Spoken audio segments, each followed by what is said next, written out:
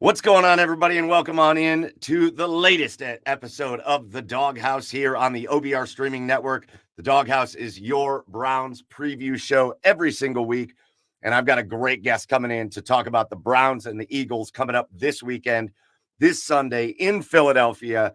You're not going to want to miss this episode as we break down all the action between the Browns and the Eagles to see if the Browns can somehow get back on track, although they've got a tough test ahead of them in Philadelphia. Before we get into the episode, make sure you're over at the OBR.com. You hit subscribe. Make sure you get to the OBR socials and follow them. And whether you're watching us tonight on YouTube or Twitch or wherever you're catching us, hit subscribe, hit follow, hit like, and make sure you're tuned into everything going on OBR as we go through the season. My guest tonight, I'm going to bring him in right now, and I'm really excited about it because, to be honest with you, one of my very best friends is a Philly through and through guy. Could not be a bigger Philly fan out there. And I sent him a text. I said, man, who do I got to talk to when I do my Eagles episode? And he kind of gave me a list of names, and he goes, but the one guy I'd want to have a beer and talk about the Eagles with is the afternoon show host on afternoons on Sports Radio WIP in Philly. He is the host of Fritz at 6 on the same station. He does the High Hopes podcast. He's a big Phillies guy right now, so I'm glad we're catching him. I'm catching him on an off night tonight. If you're watching this on Tuesday, we're doing this on Monday, just so he can be ready for the Phillies. But I'm really, really excited for this. I'm going to bring him in now. It's Jack Fritz. Jack, welcome on into the Doghouse. Excited to be here. Man, I don't know how you guys do it. I appreciate the still holding out hope, but the Browns for my entire life. I know might age you, but I'm 30, so they've just always been It's like they have a spurt, and you look at them on paper, and it's like they should be all right, but for some reason, it just always comes crashing down, and I feel for you as someone who spent their entire life dying for a Super Bowl, and when the Eagles got it, I feel like I've been good for about 8 years. Like I got it. I don't need to deal with it. I'm fine. We're moving on. The constant yearning to win a Super Bowl is one of the most anxious things that you can be do as a fan. I mean, you're breaking down like the undrafted free agent signings. Like is this a guy that's going to save the franchise in some big game? So listen, I give you credit. I think the Browns fans are unbelievable. It's one of those things where I legitimately do feel bad. I'm not a hater. I want the Browns to be good. I promise. Listen, man, you're going to preach to a lot of the choir here with that conversation because, listen, what drives me crazy when it's been so long. And again, our last sports we thank God we got the one from the Cavs in 2016. Sure. Because we've had one title since 1964 in the city of Cleveland. That was it. That's the one.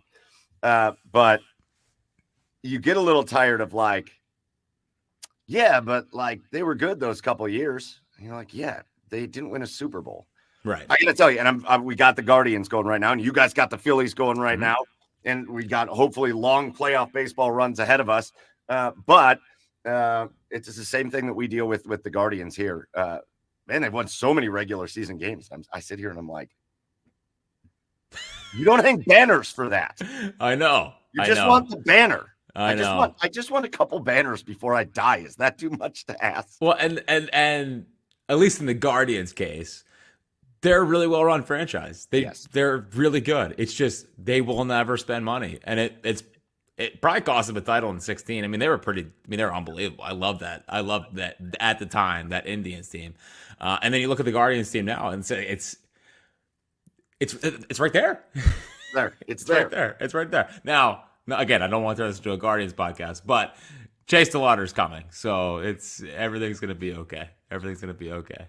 We're hoping everything's going to be okay. We've seen it. We've seen the ups and downs, so got to keep it on the up. Well, it's about time they develop some hitters. I mean, holy cow, you've had the best pitching staff in baseball, or one of them, for the last 15 years.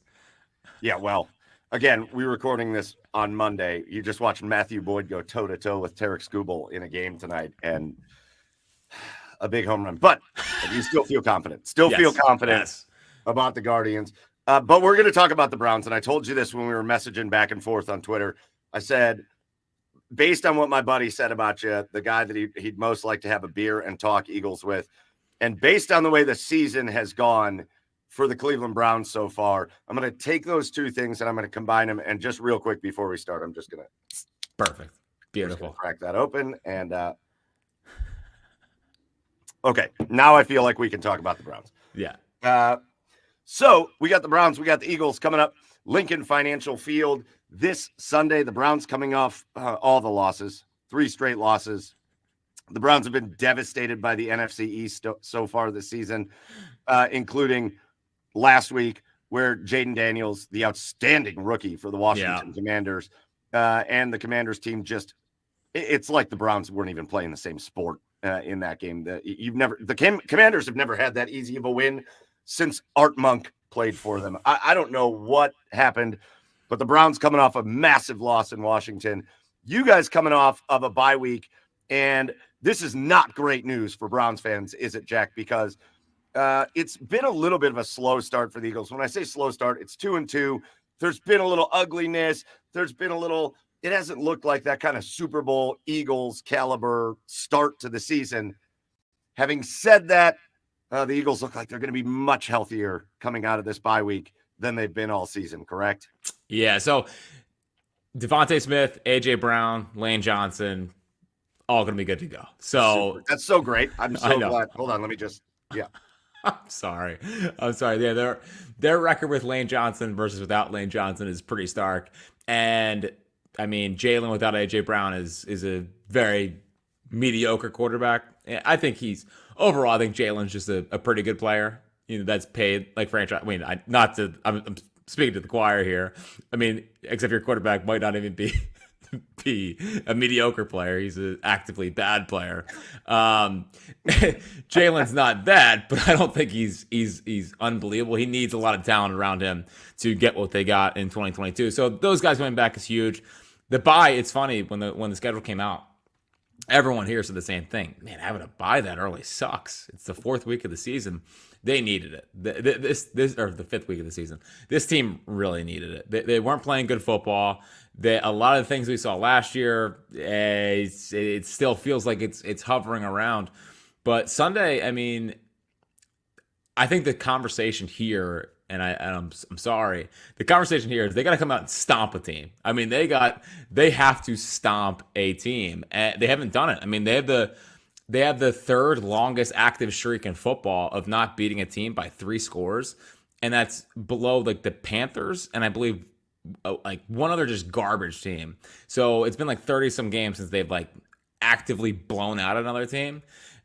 Like people here, I think, need a convincing win to believe this team is going to be any good, or else the attention's already on the Phillies. Like, we didn't even talk Eagles today on WIP, which, I'm surprised the FCC is not fining us because it's what we do pretty much every single day. We have to talk Eagles.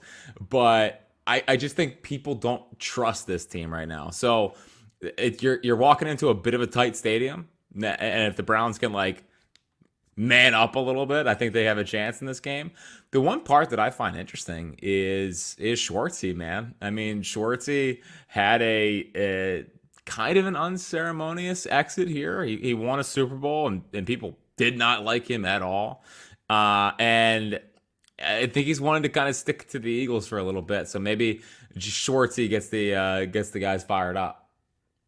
Well, I think it's interesting because the Browns have had this kind of streak of, and just a kind of the norm in the NFL at this point is they continue to go up against these quarterbacks that can find a way to evade this pass rush, because the Browns' entire team identity defensively is on that pass rush, right?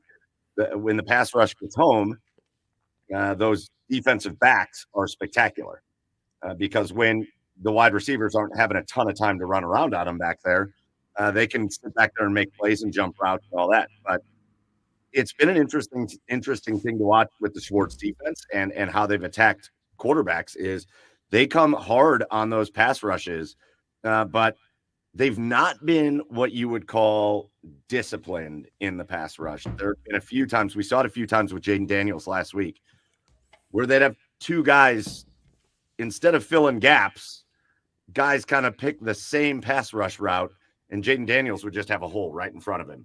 And there were a couple plays where he took off for 20, 30 yards, and it kind of negated the pass rush. So, I think that has to be a major area of concern for the Browns in this game against the Eagles. Is Jalen Hurts is another one of those guys.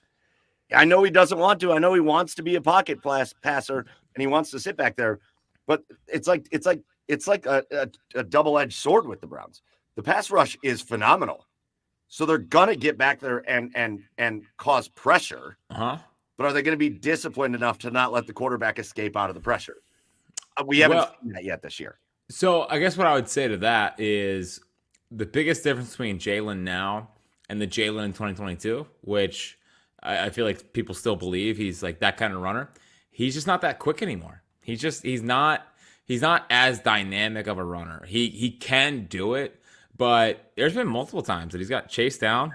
He's trying to get to the outside and he just can't get there. It's like a little bit of that burst is gone. He had a knee injury last year that maybe zapped some of it. I mean, when we had McNabb early 2000s, he almost got so bulky it slowed him down. Like he got a lot of chunky soup, man. It's a lot of soup. Yeah. Well, listen, and now we stole the Kelsey brothers from Cleveland. They're all chunky souped up. So listen, we're Campbell City. We're Campbell City, but yeah, it's. Like, if Lane was not playing, Lane versus Myles Garrett. Now, they probably put Myles Garrett on Jordan Mailata.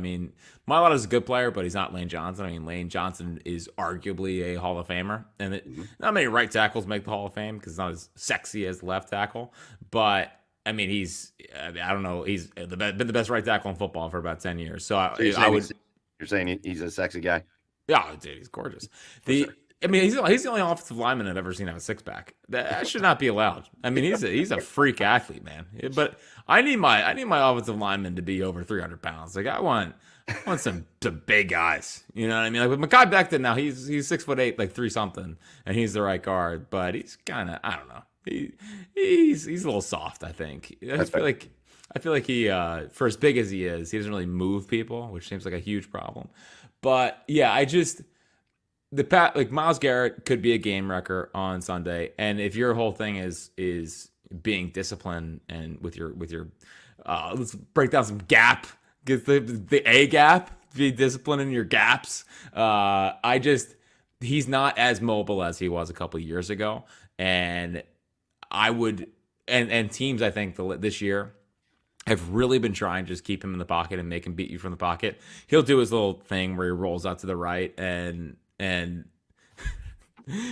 tries to throw the ball down the field, but he can't. So it's a waste of everyone's time. But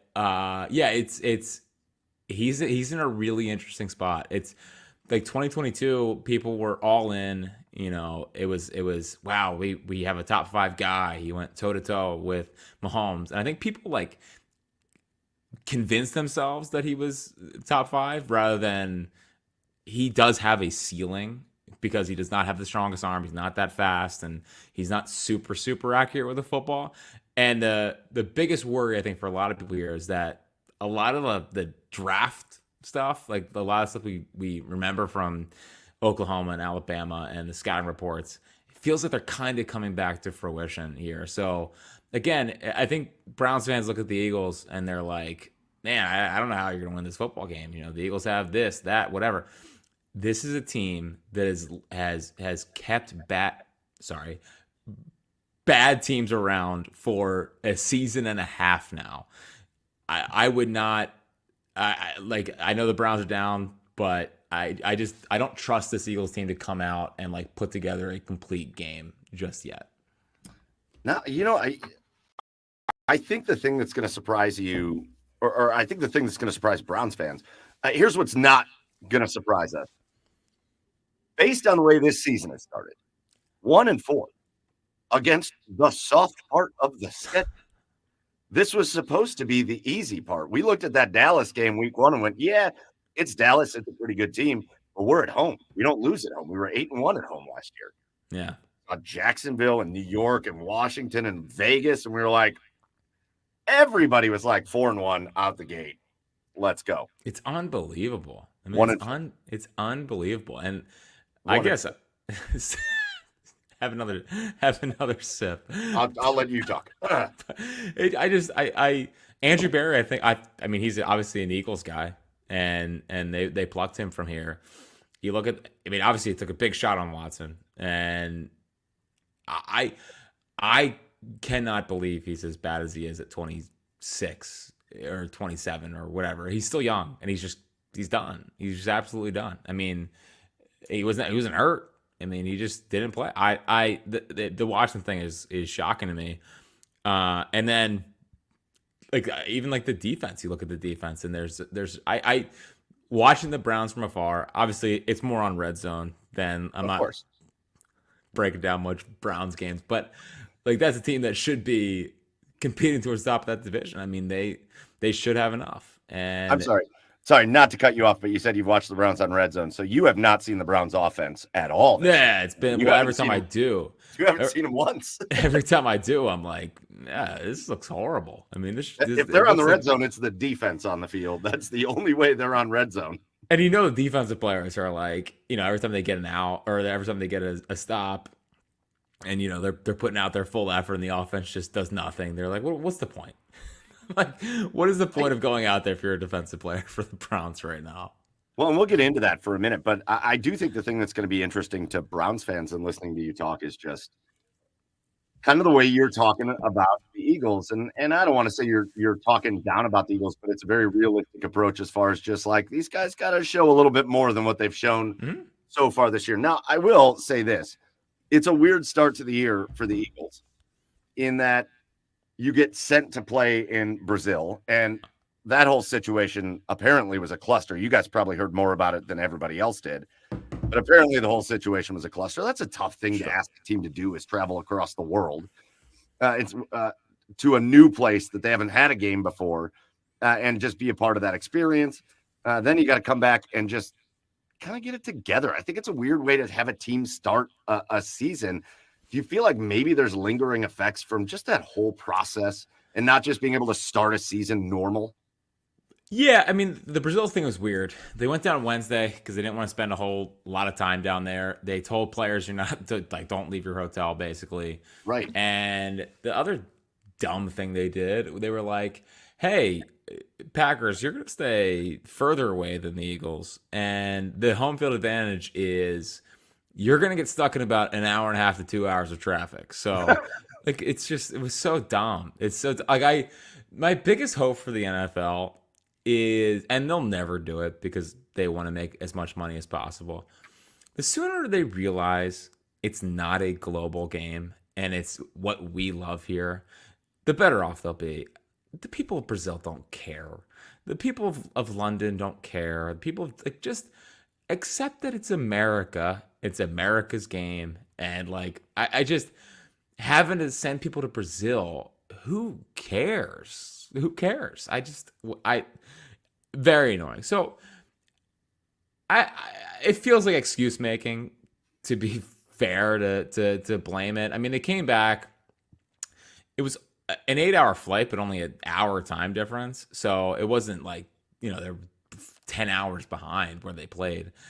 And they came back, and then they had an extra day because they didn't play until Monday. So it's not like they rushed back and bang, they had to play the next week. They had a good amount of time off. So yeah, I think it has more to do with, and it's been a problem here really since last year, is who is running the offense. And there's a whole bunch of factions here, and it's going to be fascinating to see how the season plays out. There's a lot of storylines with the Eagles, but they're already exhausting they're exhausting to talk about every day right now because it's the same nonsense. We bring up Jalen Hurts and Nick Sirianni. I mean, on the show, I don't know, 85% of our shows, it's ridiculous. 90% every single day. It's, hey, is Jalen Hurts the guy? Is Nick Sirianni? Why is he here? What does he do for? So the biggest problem with the Eagles is it's twofold. Is Nick Sirianni getting back involved in the offense, and is that why it's stalling out? I find that scenario through door A very hard to believe, because they spent all the offseason saying, hey, don't touch it. Don't even go in the offensive meetings. It's Kellen Moore's show, okay? So there's door A, or there's door B, which people don't want to go through. But door B is the offense simplified for the second straight year because it's what the quarterback feels most comfortable with. So Kellen Moore, in his traditional Kellen Moore led offenses, I was told, was quarterback under center, hand the ball off, 2 tight end sets, and motion. Well, they don't use their tight ends at all. They are 19th in the league in motion after being 27th last year, and they're not, like, Jalen never goes under center, will not do it. So I think the thing that people here are starting to get worried about is, why does the offense still look so stagnant? It's not moving the ball down the field. It looks like it's stuck in quicksand. And is that the head coach getting involved again, which again find very hard to believe, or is Jalen struggling with running an entire offense? Again, 2022 is different. It was catching the league by storm. It was he was able to make plays with his legs and always keeping defenses off balance. Well, obviously they're going to adjust to that, and I think he's having a hard time adjusting back. So it again, like I said, to kind of begin the pod, you're walking into a bit of a tight. It could be a tight Lincoln Financial Field. And the other thing that would be really interesting, and could be good for the Browns, could be good, because I know you from the outside, you're looking at Philadelphia and you're like, oh my God, they're so mean.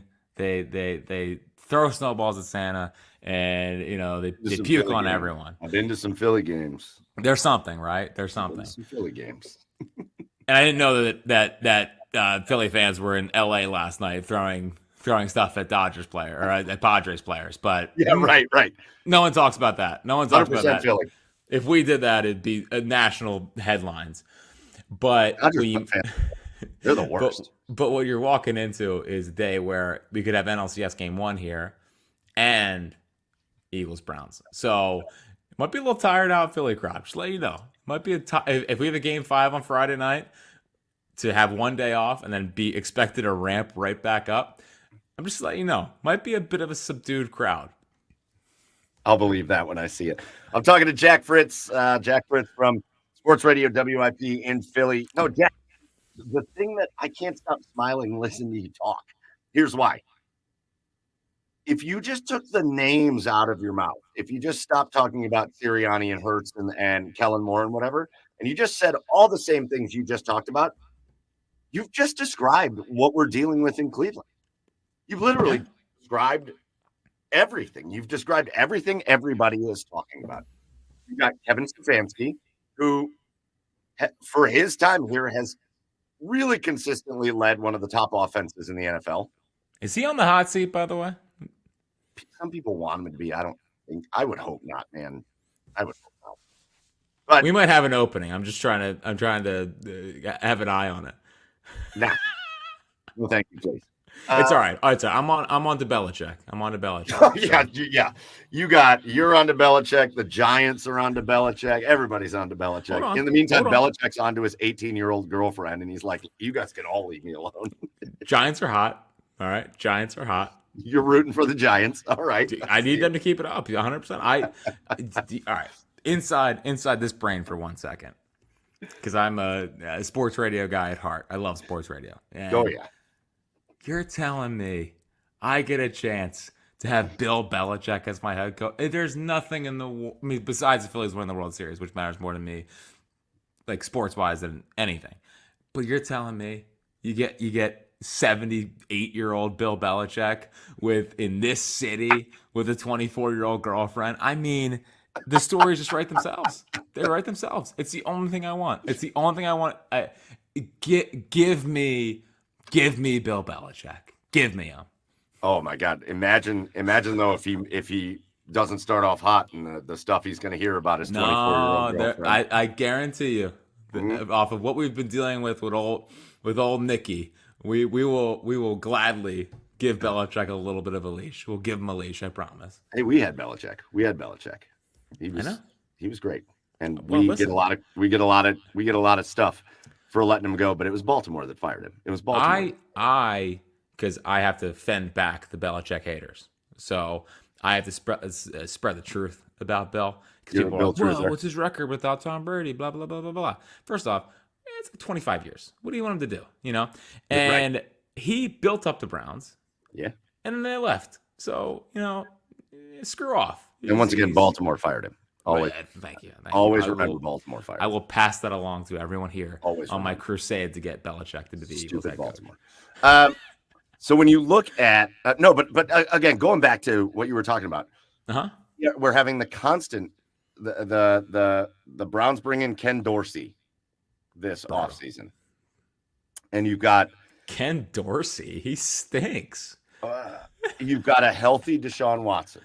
Yeah, and you talked about the way you described Kellen Moore's offense is what you think of when you think of Kevin Stefanski's offense. You bring the tight ends in, you run the hell out of the ball, and then you operate your passing game in rhythm and in flow and in timing and in anticipation. And it's a beautiful thing to watch. When Joe Flacco was here, outside of the fact that he was on pace for 50 interceptions last year, when Joe Flacco was here, he ran it to perfection, right? Because he understood how to just hit the top of his drop and make his read and throw the ball and trust Kevin Stefanski's offense. And it opened up everything. They led the league in passing last year. They were effective all over the field offensively. And then you bring in Ken Dorsey, and I saw somebody explain it really well, but this is what's happening here in Cleveland, Jack.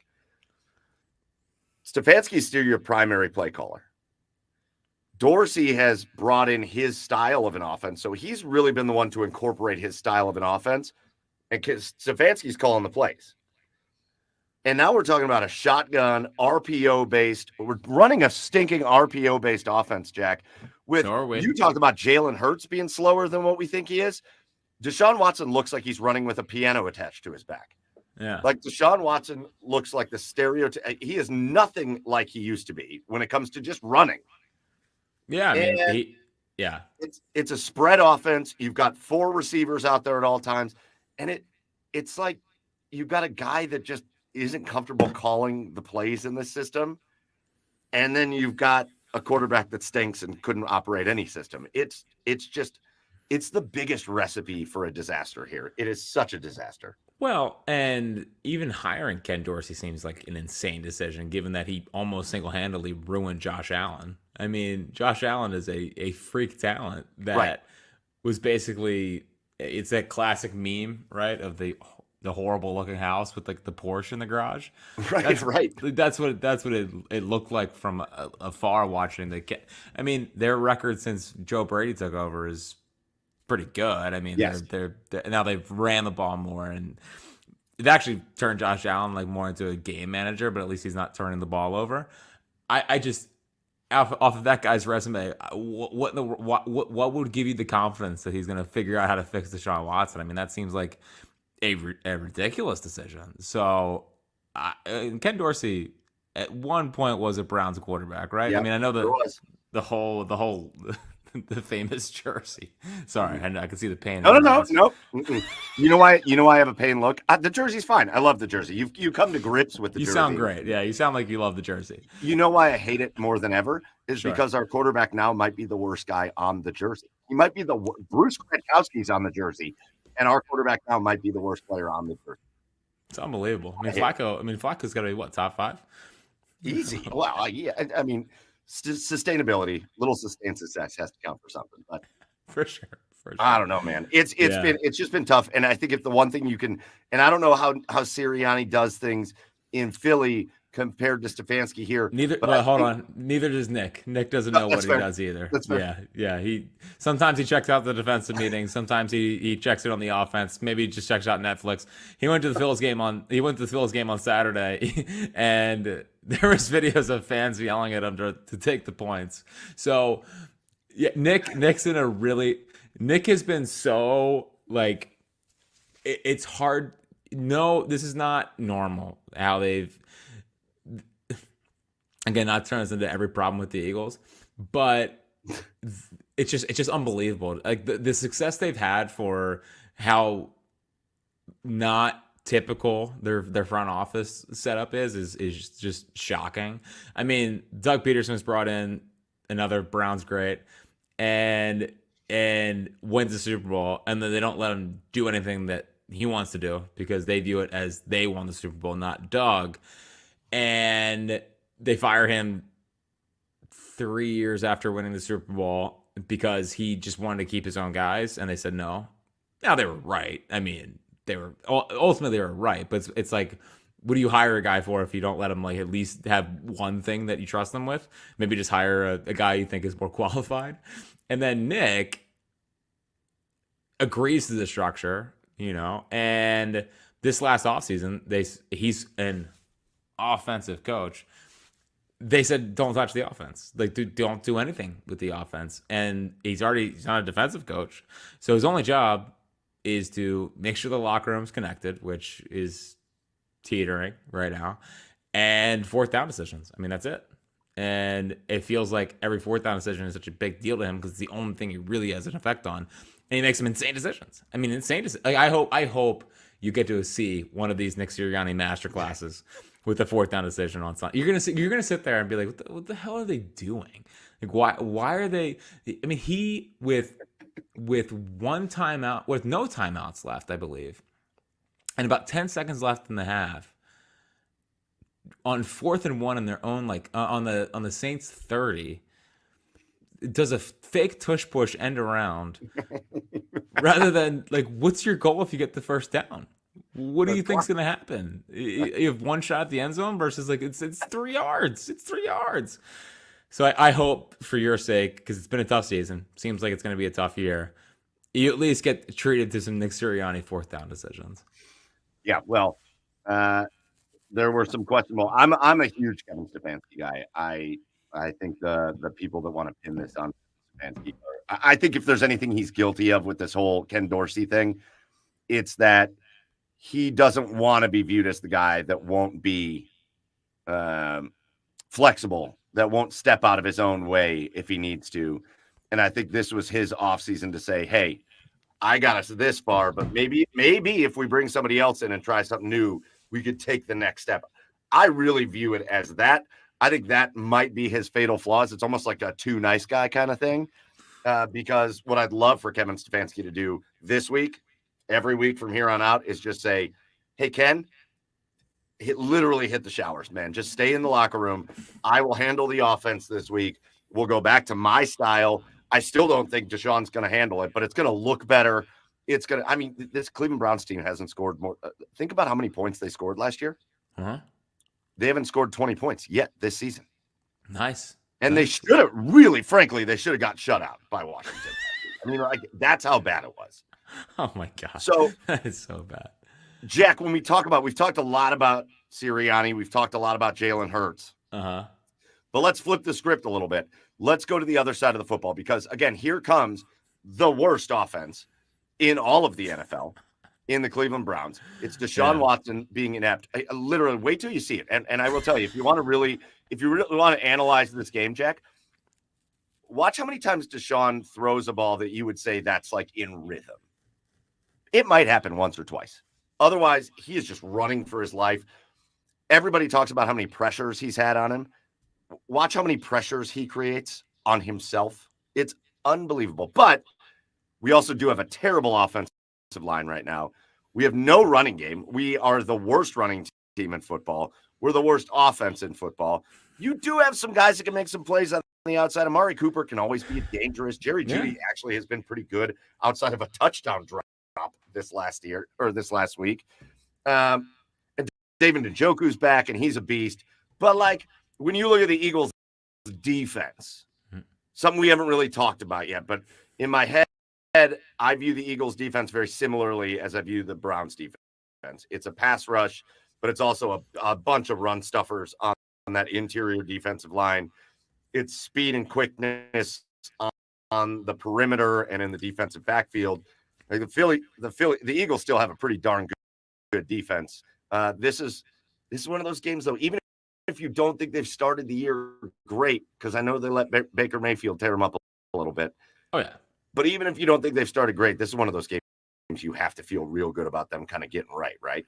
Well, imagine your kryptonite is Baker Mayfield and Todd Bowles.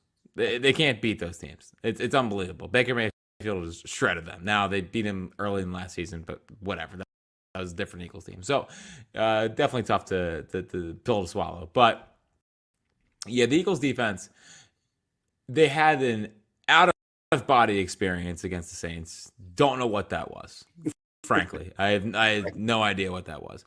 They're a piss-poor tackling unit. I believe they missed 18 tackles against the Bucs. So if they have any stones and they any fortitude down there, we'll see a different kind of output this weekend. Now, the last time they were tested was before the Saints week. It was like, you guys like the whole talk was, you guys like really suck. Like really suck. I mean, Kirk Cousins went the 90 yards in like 40 seconds to walk them off the week before. So, they are somewhat talented. Their pass rush, I know you mentioned it, pretty terrible. It really is. They gave Bryce off $51 million. So he just got his first tackle last week. Just want to point that out. He, up until that point, Hassan Reddick and him had the same stats, and Hassan Reddick hadn't played it down yet. So they wasted $51 million on Bryce Huff.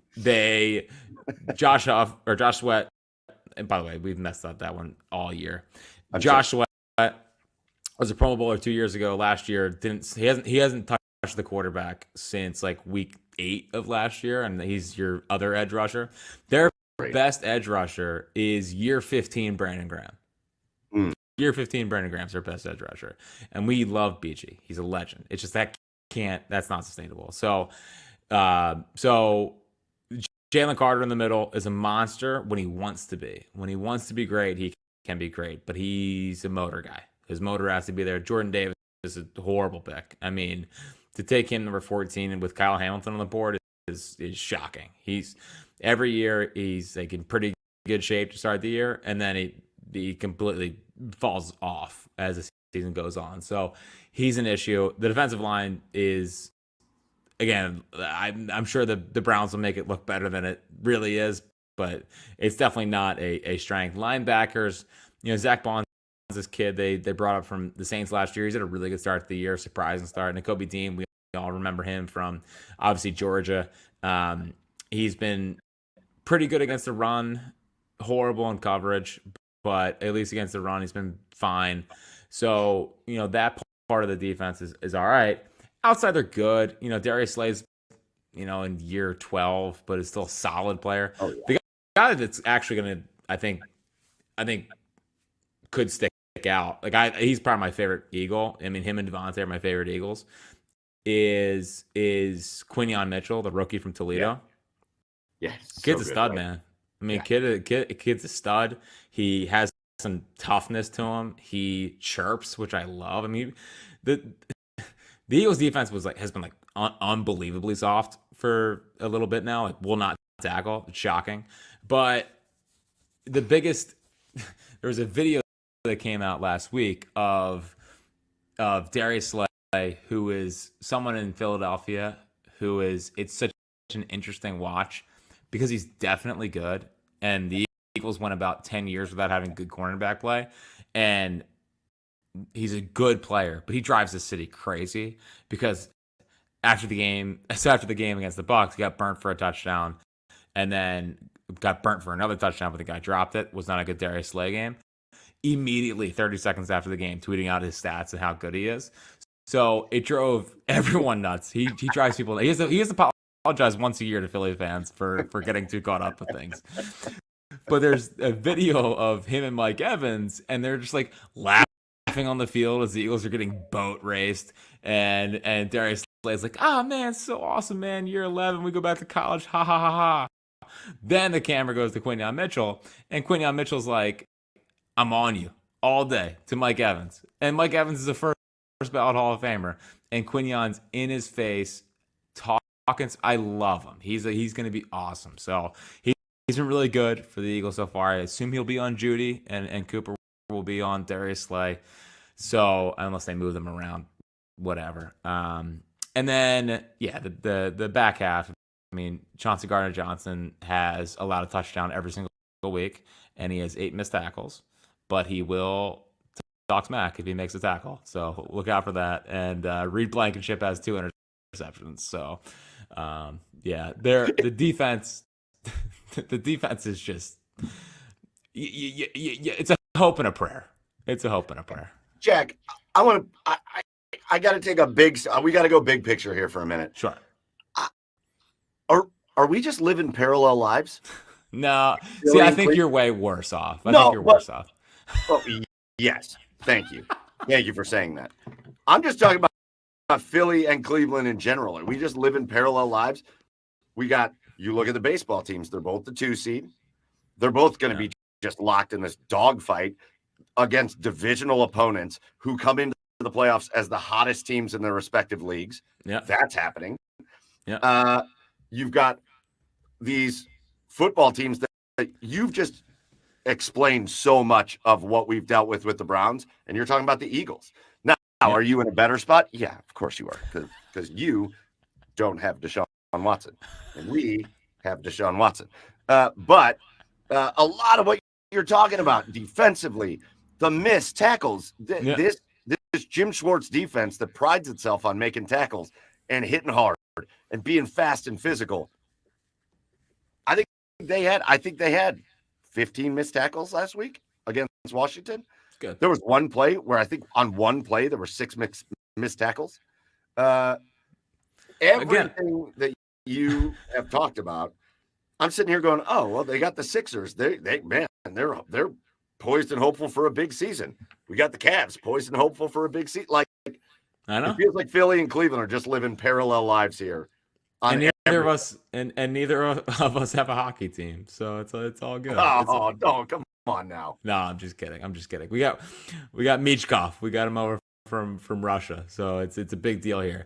I honestly, shout out to your head coach John Tortorella and what he did for Keefe Pro. And I know a lot of people watching this for football don't probably even know about that. But the Gaudreau family thing was, awful. Gut wrenching. Absolutely gut wrenching. And it's tough to even talk about with having young kids. But I'm unless your friend is like a glutton for punishment, I don't know. I do not believe I'm an enjoyable like Eagles conversator. You know what I mean? Like, they actually annoy me more than it's like, oh, this is going to be an uplifting conversation. Again, he could just be, because here's what's happening in Philadelphia. And let's go into the psychology of a Philadelphia sports fan. I love Negadelphia. That's the old term for everything's going to go. I try to explain this to people, but when people tell me like how much a loss hurts them, like I want to feel that, like in 1964, the Phillies lost a 10-game lead. They lost 10 straight games to blow the NL pennant. And like hearing the stories, a guy told me we were doing a bar tour for the show, and he's like, I always hear you talk about the 1964 Phillies. My dad, like, he bought World Series tickets, and by the way, the World Series tickets for like $5, which is a joke. But I didn't see my dad smile for 2 years, and it's like that's enjoyable to me. Like that's enjoyable because I need to know how much you care. And ever since they've won the Super Bowl, it's just like everything's just so happy-go-lucky BS here, man. And I want the angry fans back. And I as a 30-year-old, I'm gonna have to carry the the next generation to just be negative.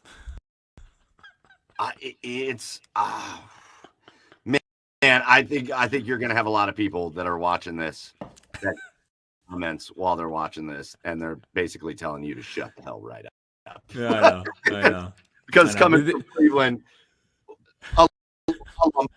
a Lombardi trophy, Jack, you got one of those in the building. There's one in your city right at this moment. There's one. Yeah. Well, I mean, we're essentially title town, USA, compared to Cleveland. So, well, I mean, you got one. Take it easy. All right, take it easy. Our titles are dude. Old, I will say this. I will say this. Winning a Super Bowl is shocking. It really is. I was like, now you're older than me. That's fine, and I'm sure most of your listeners are. Are we? Am I? Do we even talk about this? I don't know. I'm significantly older. It's fine. Yeah. Because I've always been the young guy at work, so I assume everyone's older than me. But like, it's so jarring winning a Super Bowl. I don't know how to explain it. It's like because for years, I'm sure you're 100% stuck where you are. It's like I don't even know what it would feel like. Like right? I don't even I didn't know what it would feel like. I can't picture the Sixers ever winning a title. And that's like I know you were able to experience an NBA title, which sounds like a lot of fun. That was great. I can experience winning one. It's like an out of body experience watching your team win a Super Bowl. So I think my hope for Cleveland. This feels like I feel like an appropriate guy to comment on Cleveland. I just want you to experience like I like the pain and suffering franchises. It's why I like the Jets. Like the Jets winning a Super Bowl will be a lot of fun to me, because that's a fan base that's in it. And the Browns are right there. And I just, as someone who recently kind of experienced it 8 years ago-ish, it's amazing. So it's amazing. And I hope that one day you get the freaking quarterback right. You do not have it right now, which is shocking. Again, I don't know what happened to him. But I promise you, just stick with it. I know this is the long. I think we all know what happened to him, Jack. I think we all know what happened to him. I know. What is so you? I think the first message you sent me. This is the longest running internet radio show. No. The OBR is the oldest, largest independent Brown site in all of Cleveland. Okay, just stick with it. They're gonna get it done one day. They're gonna get it done one day, and you're gonna be the king of the city. You're gonna be king of the city. I promise. Well, we're in it at this point. I'm already half dead, Jack. Like, I'm in it. Can't go anywhere now. God, there's not enough beer in the world for this. Let's give just real quickly when you look at the Eagles Browns. Sure. And you take a little bit from offense, the Eagles offense versus the Browns defense. And again, the little bit that because you've seen the Browns on Red Zone, and Jim Schwartz, and Myles Garrett, and wide 9. Right. What do you think could cause the Eagles some issues, and where do you think the Eagles could really exploit what the Browns are doing? Yeah, well, the thing that I find the most interesting will be what do they do with Saquon? So, by the way, that's such a great story. Him coming to the Eagles. And then he's been good. Like he has. Dude, Saquon's. It's not been a disappointment. No, they'd be 0-4 without Saquon. They would be. I know he had the drop against the Falcons. Whatever, he was great that game. So, when I spoke earlier about Devontae and Quinion are my favorite Eagles. Saquon's right there. I love Saquon. He's been phenomenal. So, the last 2 games. They gave him, I believe, 2 carries in the first half of the Bucs game. I think they ran 9 offensive plays. So, by the way, they had 0 yards to 250 after the first quarter. So it seems like a bad idea to go into a road game. But Saquon in the Saints game, he carried the ball a total of 5 times in the first half, so that was good. And then the second half, he turns into the prime Saquon, and he looks phenomenal. So I'll be curious to see if they try to get him going early. Now AJ Brown's back, Devontae's back, Lane's back, so we'll see. I think that they're trying their best to not run him into the ground because I think they have visions of going on a run here, so they're trying to again limit him. But I'll be curious to see what Saquon does against that front, if they stick with it or they get away from it. And Jalen's been weird, man. He's been not feeling pressure very well. He's got the most turnovers in football since the beginning of last year. I think it's 26 in his last 20 games. He's put the ball on the ground a ton.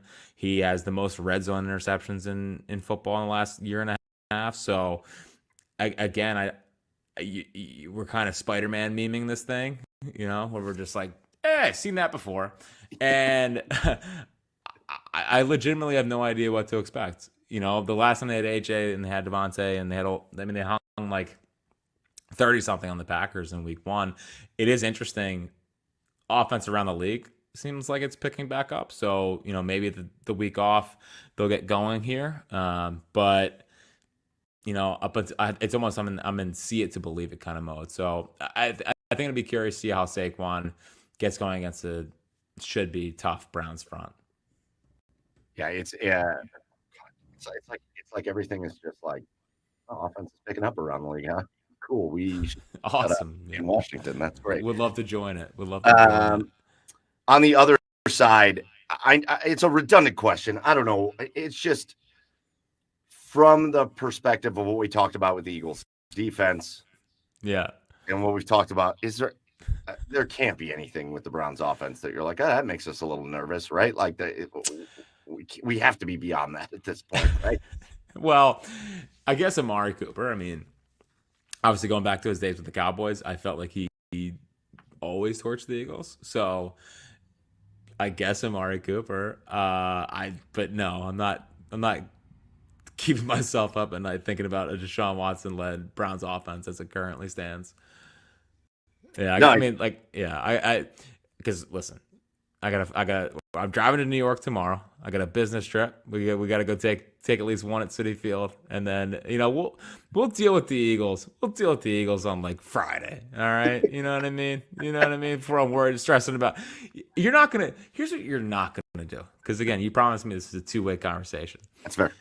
This is what you're not gonna do. You're not gonna make me nervous about Deshaun Watson coming in here and beating the Eagles. That's. Am I giving you even the semblance of an idea that I'm trying to do? Which I appreciate, because coming from possibly losing the Mets series into getting cooked by, if they get cooked by Deshaun Watson, I fold the franchise. How about that? Is that where we're at now around the league? Is that where we're at around the league?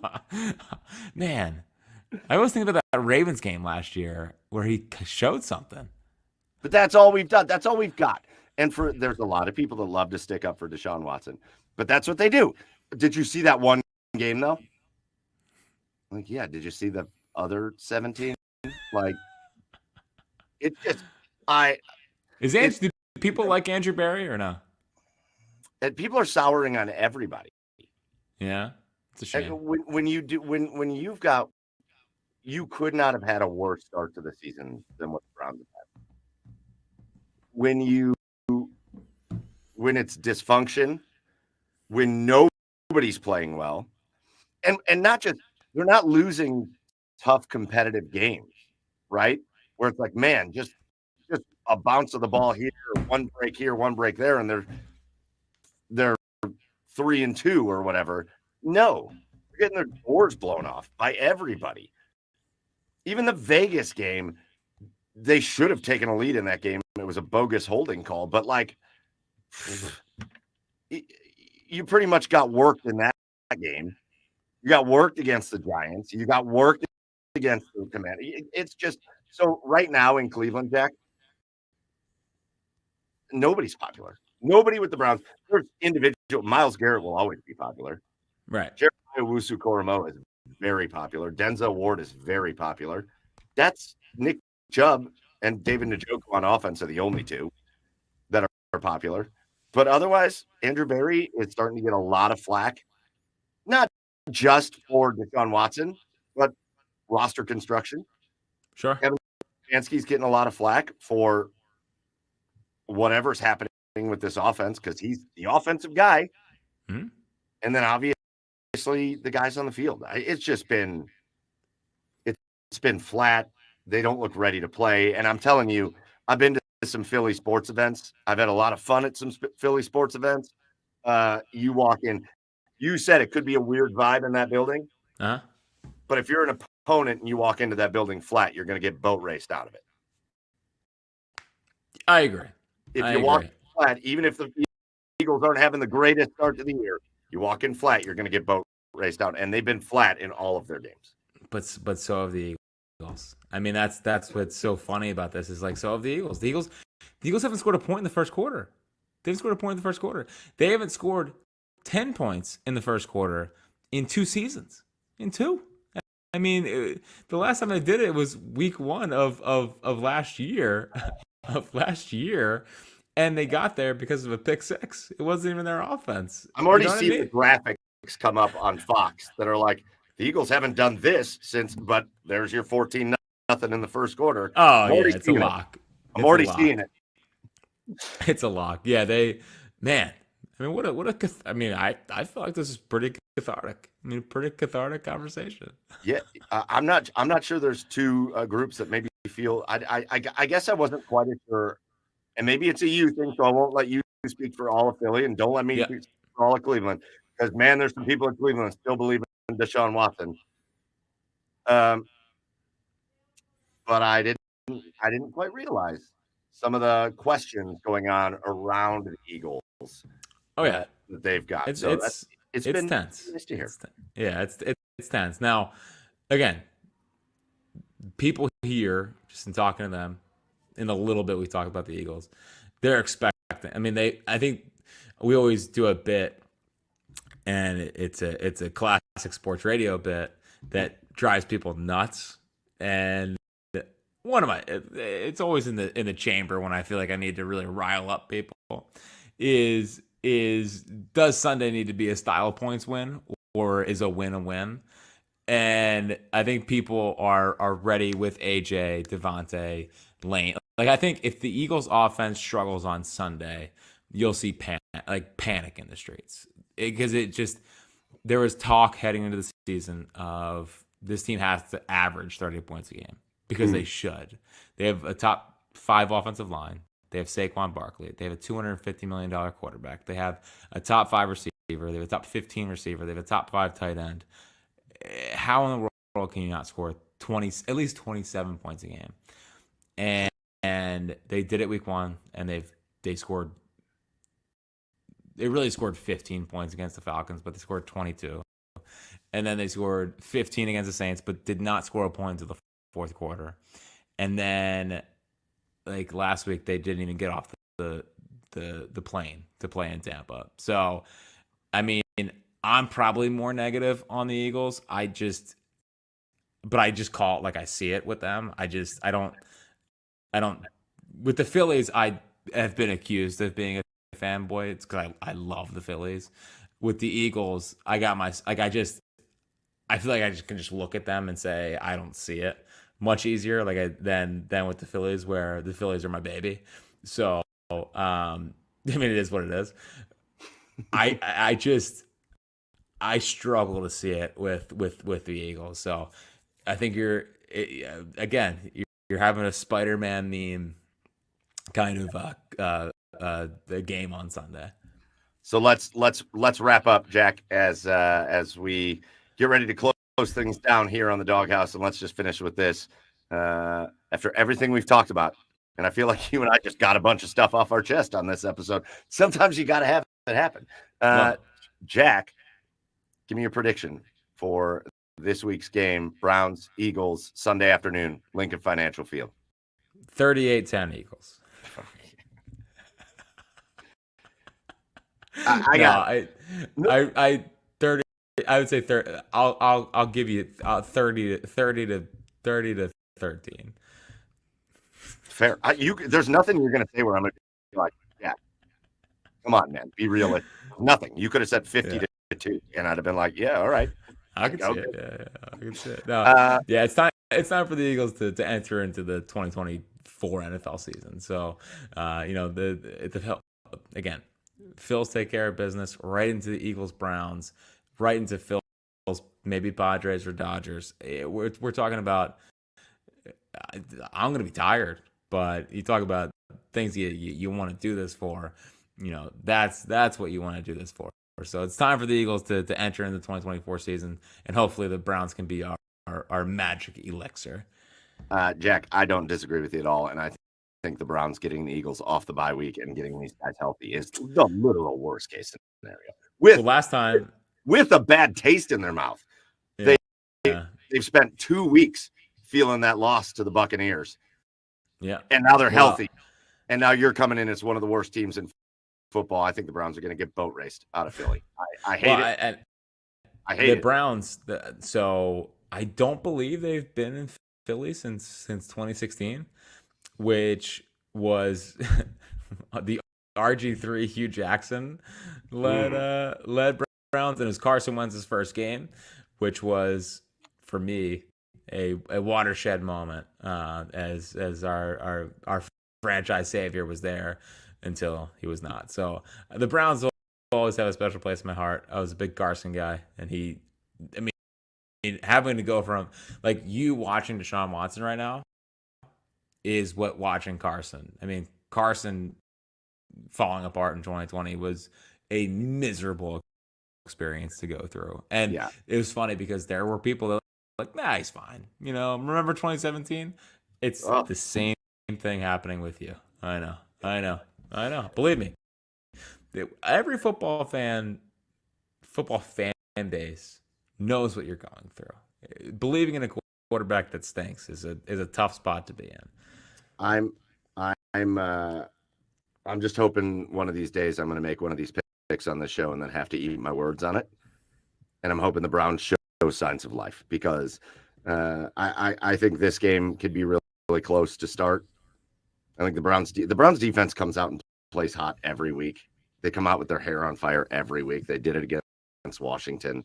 They were so good to start that game, and then the offense just demoralizes them to the point where by the end of the game, the defense is just like, get us out of here. Like, just get us off the field. And that's how it's been for the Browns all season. I think it could be close to start, but I don't know. Unless something happens and all of a sudden these guys magically have figured it out, I can't see him coming into Philly. So, Jack, this has been awesome. We're going to get out of here on the Doghouse. I'm going to remind everybody watching, go take a break for about an hour and then come back for Garage Beers Live, my other show, 9 p.m. We're talking with Jack Corrigan, the former voice of the Cleveland Indians back in like the 90s. He's out with the Colorado Rockies now, but he's coming back to talk to us about the Cleveland Guardians. So we're going to do that. Come check us out in an hour on Garage Beers. Bring your beer. We're going to have a good time. We're going to talk a little Browns, but we're talking all things Guardians. So make sure you tune in for that. Make sure you follow everything going on with the OBR and the Orange and Brown Report and Jack Fritz. Go check him out. That's his Twitter handle right there. From SportsRadio WIP in Philly. Jack covers a lot of stuff. And just like us, he's got his baseball team he's rooting for. He's got his football team he's rooting for. And who knows, Jack? Who knows, Jack? We're talking Browns Eagles now, but maybe we're talking Guardians Phillies in a couple weeks. From your lips to God's ears. From your lips to God's ear. I mean, it would be almost too perfect for what the conversation we've had. It'd almost be too right. Yeah, but I mean, watching the Phillies swing feebly through the Guardians pitching staff would be a tough spot to be in. Now, at the same time, I don't know if the Guardians could keep up with wheels, but it's all right. It's all right. I don't think I could handle Kyle Schwarber in another World Series. I don't think I could handle another World Series of Kyle Schwarber. That's a tough one. And he's way better now. He's way better now. So all right, Jack. So go Guards. Go Guards. I'll see you in a couple weeks. All right. And as always, go. We'll say go Phils, and obviously go Browns. Sure, whatever. But hey, for my purposes, keep the game close, and then let's make it as mucky as possible. Ugly wins are just so exhilarating to talk about. We will absolutely do our best for you, Jack. Thank you. Appreciate you, man. I appreciate you coming into the Doghouse, and good luck with everything. Have fun up in New York this week. Thank you. I appreciate it.